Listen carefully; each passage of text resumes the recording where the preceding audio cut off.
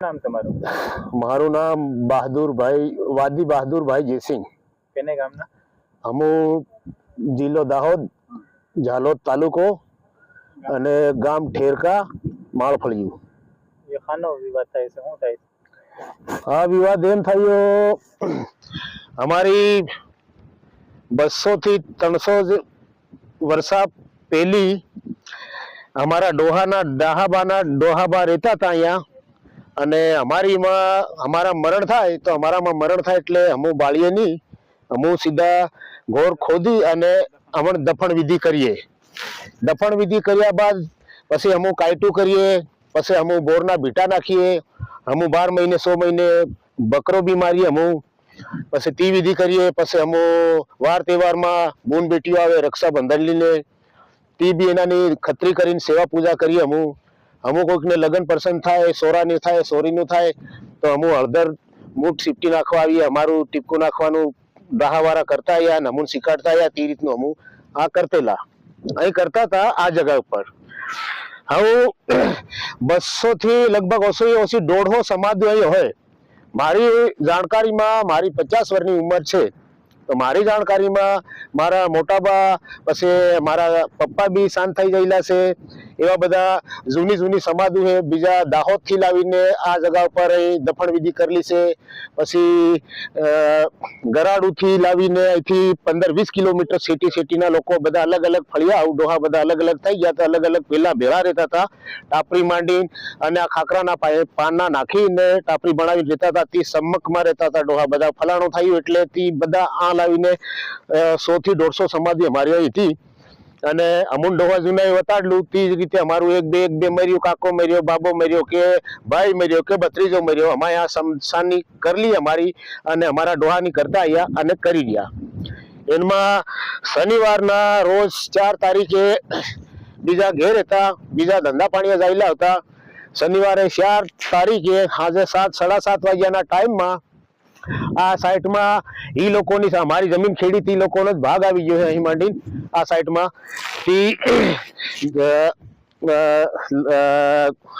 હું નામ દશરથભાઈ લાલસિંહભાઈ કરીને તે 7-7:30 વાગ્યા ટ્રેક્ટર ખેડી અને અમારી શમશાન ઉપર પથરા મૂકેલા હતા. એ બધી શમશાન ઉપર આખું ટ્રેક્ટર ફેરવી દીધું.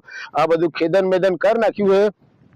અને ત્યાં અમારે અહીં આગળ દુકાન છે, દુકાને જતા મને જોવા મળ્યા તો અમુને તે હામા થયા. સોરા મારા ભત્રીજા બે દુકાને જતા હતા તો કાકા બાબા અમોને આપણી સમાધુ લોકોએ કે ખેડ નાખી એમ કરીને કીધું. તો અમુને જાણ કરી ફોન દ્વારા, તો ફોન દ્વારા જાણ કરી. અમુ હાનનાની આવ્યા, હવેરમાં અમે આવ્યા સ્થળ ઉપર. અહીં આવી અને શમશાનું જોઈ તો આ બધું ખેદન મેદન કરી નાખ્યું. પછી અમારી બૂન બેટિયાને બોલાવી, પછી અમારી ફૂઈ ફુવાને બી બોલાવ્યા.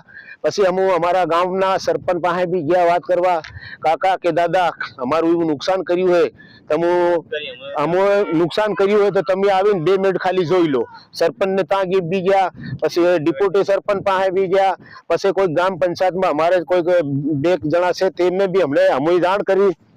તે બી આવ કહીને હું આવીએ તમે જૂના ડોહાન બોલાવી અને સ્થળ ઉપર ભેળા કરો અને 2-3 વાગ્યાના 12 વાગ્યાના ટાઈમમાં અમારું કામ છે તો હું જઈને પાછા આવીએ, દેખી લઈએ જે બી હોય તે આ કરું એમ કહીને આવીએ. એમ કરીને આવ્યા નહીં. હું 2-3 વાગ્યા હું બી ને ફોઈ ફુવા બધા અમારી સમાજના વાદી સમાજના જેટલા બધા બહારથી હગાવાલાને બધાને બોલાયા.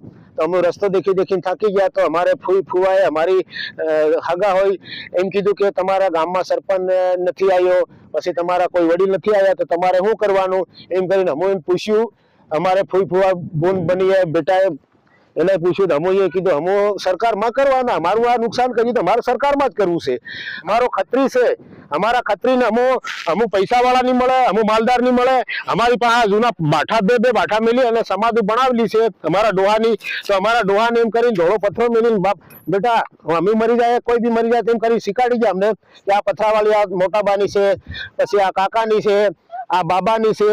એમ કરીને અમુ આવતા જતા દેશ પરદેશ જતા, ધંધે મજૂરી જતા. અમુ આવીને અમારી નિશાની કરેલી ત્યાં આવીને અમુ બીડી હલગાવીને મેલતેલા. અમુ બીડી મૂકીને જતા, કેવો અધવાળી લાવીને ધાર નાખતા. એટલે અમે આવતા જતા. અમારું આવું અમારા નહીં મળે, અમારું નામ નિશાન નહીં મળે, આવો મારો ખત્રી કાંઈ લાવવાનો, અમારા ખત્રીને કઈ જગા અમે કઈ રીતે પૂજીએ અમાનું? આ બધું તોડી અને આખું ખેદન મેદન કરી નાખ્યું. અહીંયા મારા બાપાની હતી, અહીંયા મારા મોટા બાની હતી, અહીંયા મારા બાબાની હતી, અહીં મારા ફુવાની હતી, અહીં મારી બેનની હતી, અહીં મારથી એક મારો 25 વર્ષનો સોરો જેવો 25 વર્ષ જેવો થઈ ગયો ત્યાં અહીં એક નાનો સોરો મરી ગયેલો, તેની બી અમારી સમાધિ હતી. તમારી એવી લાગણી લાગી કે અમારું કર્યું કેમ નહીં? અમારા જૂના ડોહા અમારા બા કાકા બાબા જીવતા હતા, તેરના તમો કી દેતા અને તેરના તમો સમાધિ નહીં કરવા દેતા, તો અમે આ જગા પર નહીં કરતા. અમારા પાસે અમારે ટુકડો જમીન હે. હું નાની જાતિ વાળા માંગી મુઠ્ઠી એને ગામ પેલે ગામ MP માં એવી જાય નવી માંગીને ખાવા વાળા અમારા પાસે જમીન આમથી નહીં મળે, અમુન કી દેતા તો અમુ આ કરતા નહીં. પછી એના બાદ આ શમશાનું મારા બાબાની બાબીની છે. પછી આ શમશાન હે તો આ શમશાન બી આ પથરા પડ્યા, આ બધી શમશાનું છે. આ બી શમશાન હે, આ બી શમશાન હે. આ શમશાન ને હમણાં દિવાળી ઉપર હમણાં આપણા ઝાયડસમાં દાહોદ ઝાયડસમાં દિવાળી ઉપર ડેટ થઈ ગઈ, તહીં લાવી અને અમે દફન વિધિ કરી અને અહીં આ લગભગ આ એટલી મક્કી સીધી અને આ કર્યું. આ લોકોએ આ ફરતી અમારી સમાધિ હતી, આ બી સમાધિ હતી. અહીંથી અમારે નથી 5 ફૂટ અહીંયા એનાની જમીનમાં ગાલી કે અમારી જમીન એના કીધું નહીં. આ પથ્થરો પડ્યો આ શમશાન હતી, તો અમે કીધું આ જરીક ખેડતે લાવી અને આ લોકોએ નાનું કરી દીધું. તો આપણા મારો ભત્રીજો લાગે છે અને ભત્રીજાને મેં કીધું અહીં ગાલવાની છે. આ બુરાઈ ગયો, અહીં માટી નાખી, દાંતી મારી અને ત્યાં થકી તે આમાંથી અહીં ઉફેડ નાખી. આ દિવાળી પર મરી જાયેલો છે.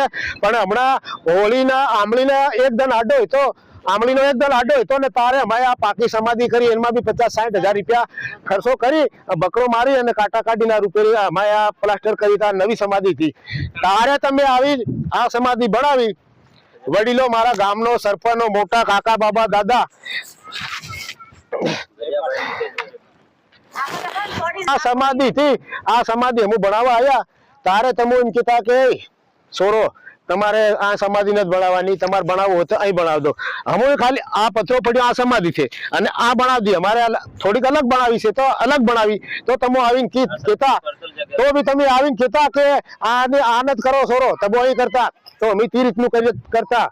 હવે અમારે નીચી સમાધિ અમારે સમાધિ બનાવી નથી, આ સ્થળ ઉપર આવ્યા નથી અને તમારે ટ્રેક્ટર થી લાવી અને ખેડી અને આ સોયાબીન આ બધું કર્યું. આ બધું અમારું તોડફાડ કર્યું, અમારું નુકસાન કર્યું. વાદી સમાજમાં અમુ હિન્દુવાદી છે, અમુ બધું જ પૂજીએ, માતાજીને બી પૂજીએ, ખત્રીને બી પૂજીએ, બધી રીતે અમારું એટલું બધું નુકસાન કર્યું.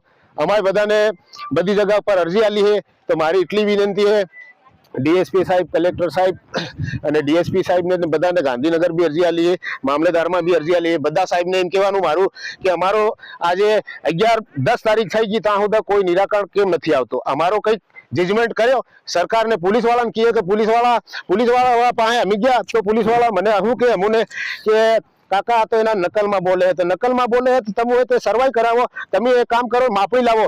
તો આ જગા અમે તેની નકલ કઢાડી, અમારી લોકોએ આ જગાની નકલ કઢાડી. તો આ તો સરકારી બોલે છે, આની નકલ કઈ રીતે નકળે, આની માપણી કઈ રીતે આવે?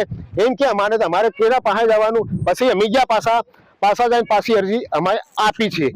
એની બી હવે અમારું એમ કહેવાનું કે અમે એ લોકોને ગાળ નથી દેતા, બેલ નથી દેતા, લડાઈ કરવા નથી જતા, ઝઘડો કરવા નથી જતા. અમારે સરકાર પાસે ન્યાય માંગવાનો. સાહેબ અમે આટલા વર્ષોના અહીંયા રહીએ છીએ અને અમારી ખાતેવાર જમીન બીજી છે, પણ આ ડોહા બાપ દાદાના કરતા અહીંયા અને કરીએ છીએ. અને અમારા બાપ દાદાએ વતાડલું અમને તે જ કર્યું. આ ખાલી આ સમાધિ બનાવી, નવી ના બનાવી છે. અને અમારા જોવાને ડાહા કાકા બાબા એ બધા મરી ગયા, તો બધા સહિત દાટી લાયા. અમારી આ ઠેરકા પેઢીની અમારી ખાલી 6 થી 7 8 મકાનો છે અમારા. અને એ લોકો તમે આ કરો તો ફલાણું કરવું, આ કરો તો તમે અમને પૂછવા બી નથી આવ્યા. આ કર્યા પછી આ ખેડ નાખ્યું, સમાધિ બધી અખોલ દખોલ કરી નાખી. તો હું આજે 2 વાગ્યાના ઉદા રાહ જોતા હતા, કોઈક મનકને મોકલશે, કોઈકને પૂછવા મોકલે કે કોઈક સરપંચ આવીને કહે કે અમારે સહકાર વાલે કે અમને છોરો તમને કઈ રીતે તમારી વાત કરી આલી, નહીં તો તમારે બાવંટરી લગાડી આલી, નહીં તો તમને હોય તો તેનું સામાન ધારણ કરાવી. એવું કરીને કોઈ અમને વાત કરવા hatte કોઈ ગામનો વડીલ આવ્યો નહીં.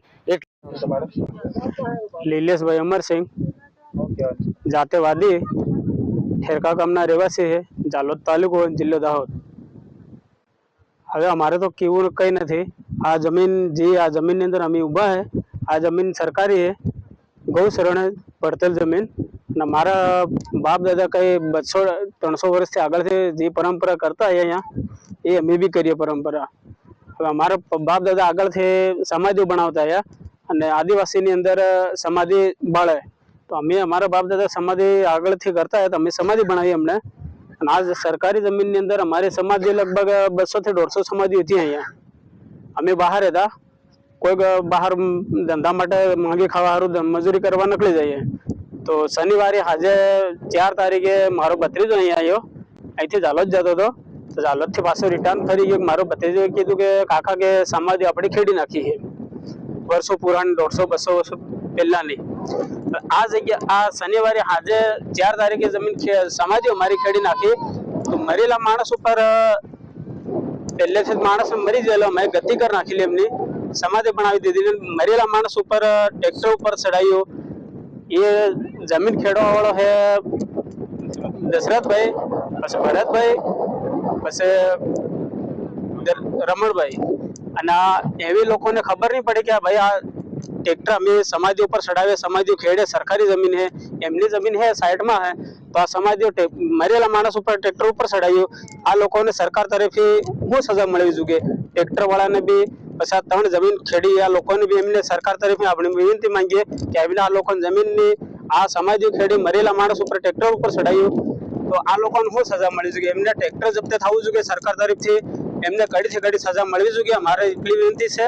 અને આ જે અમારી સમાજ જે લોકોએ ખેડી અને આ જેવી ખેડી નાખી એવી નહીં અમારી 150 થી 200 સમાધિ બનાવી સરકારને એટલું અમારે કહેવાનું છે.